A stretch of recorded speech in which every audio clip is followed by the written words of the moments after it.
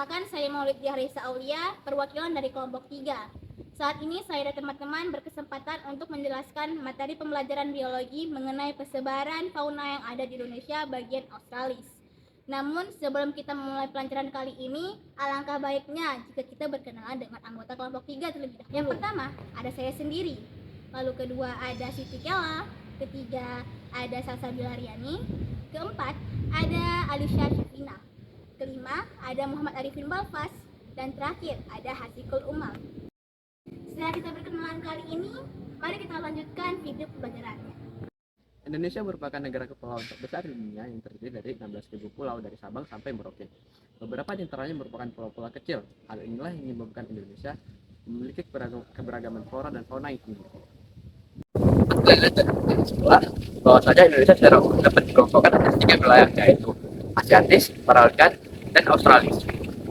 Kalian tahu tidak mengapa Indonesia terbagi menjadi 3 bagian wilayah? Untuk mengetahui hal itu, mari kita pelajari lebih lanjut. Pembagian wilayah tersebut terjadi didasari pada pola wilayah Indonesia yang berada di antara 2 benua, yaitu Asia dan Australia. Dari sinilah keberagaman fauna di Indonesia dibagi menjadi tipe Asia, Paralkan, dan Australis. Adapun ketiga bagian tersebut dipisahkan dengan garis bebas dan garis goles. Dia adalah Alfred Russel Wallace, seorang ilmuwan dan penjelajah yang berasal dari Inggris. Dia telah membagi wilayah Indonesia menjadi 3 bagian, dan saat ia menjelajah wilayah Nusantara sekitar abad ke-19, saat ia melakukan perjalanan ke Hindia Timur. Dan juga ia telah meneliti tentang persebaran flora dan fauna. Setelah kalian mempelajari tentang wilayah Indonesia yang terbagi 3, yaitu peralihan, Asiatis, Australis. Saat ini kelompok saya, yaitu kelompok 3, akan memperjelaskan tentang bagian Australis. Mari kita lanjutkan.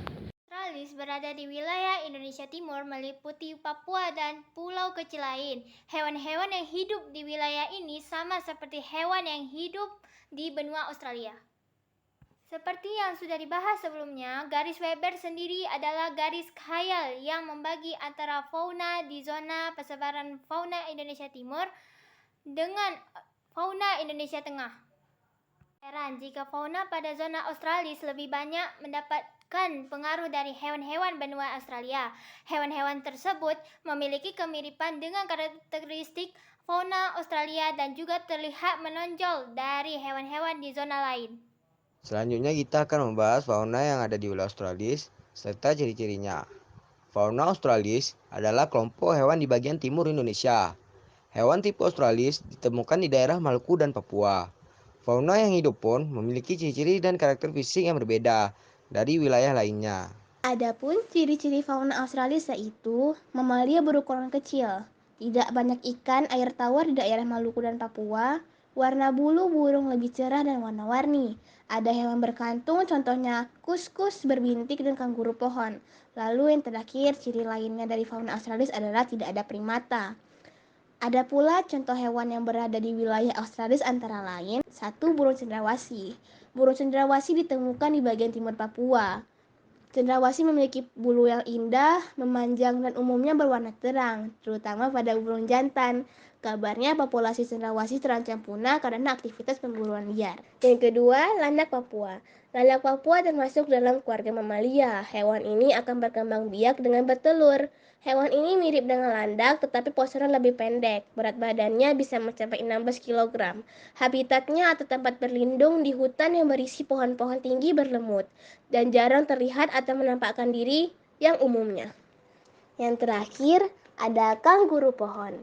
Tidak hanya Australia yang memiliki kanguru, Indonesia juga memilikinya loh, tepatnya di wilayah Papua.